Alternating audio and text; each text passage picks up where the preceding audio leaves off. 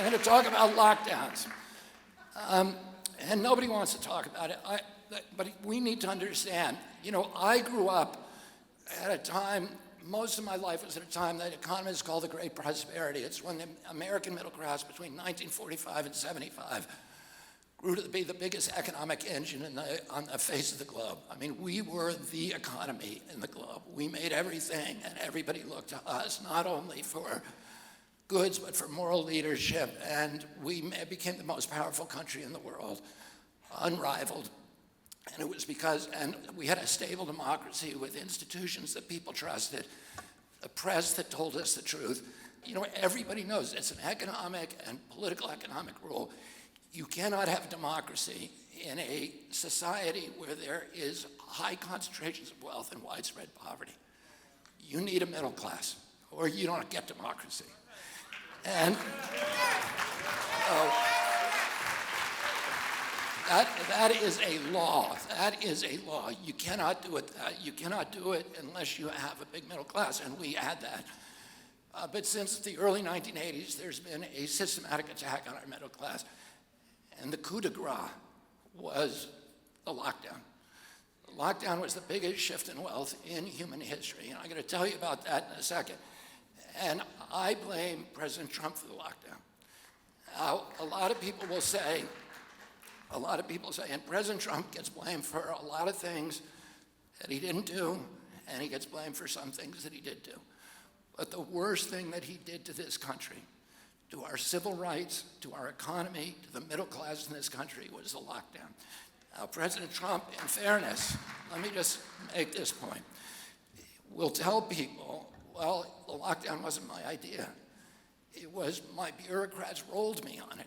I was saying we shouldn't do it. But that's not a good enough excuse. He was the President of the United States. And as Harry Truman said, the buck stops here. On May 2nd, 2020, 600 doctors signed a letter to President Trump begging him not to allow the lockdowns.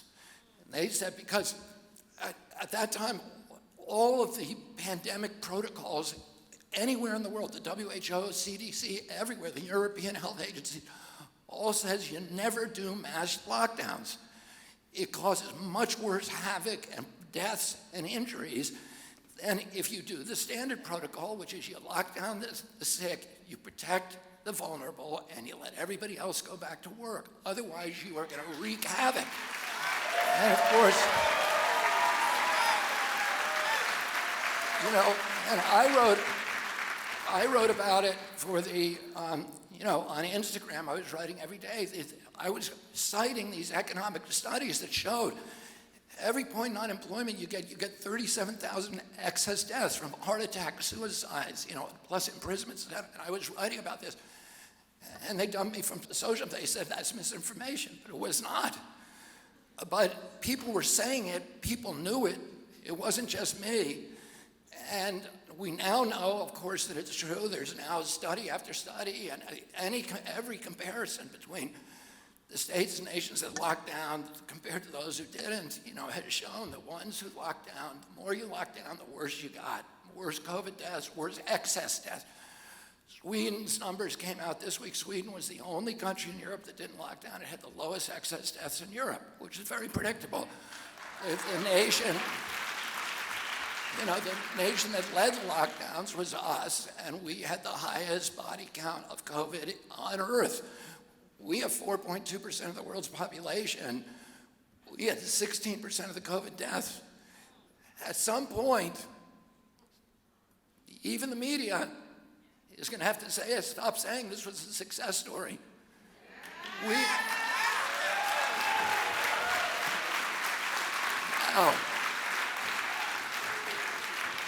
But the health issues were almost dwarfed by the economic cataclysm that befell our country. The IMF and a Harvard study by Larry Summers says the cost of the lockdown to the United States was $16 trillion. $16 trillion for nothing. $16 trillion. We shifted $4 trillion from the middle class in this country to the super rich. We created 500 new billionaires.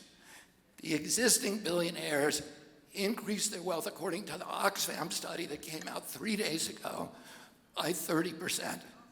This was a gift to the rich. And guess what?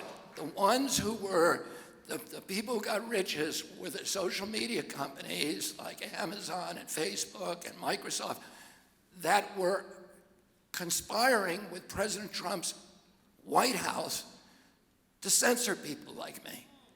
So the very people who were profiting on those lockdowns were the ones who were strip mining the wealth from the middle class in this country. Amazon got to close down all of its competitors. 3.3 million businesses it shut down. And I'm in a lawsuit involving Amazon for censoring one of my books. So they were censoring people who criticized the lockdowns while they were raking in the money from the lockdowns. And unfortunately,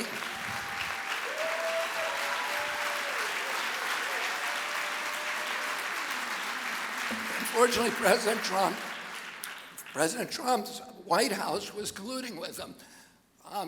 41% of black businesses shut down, most of them permanently.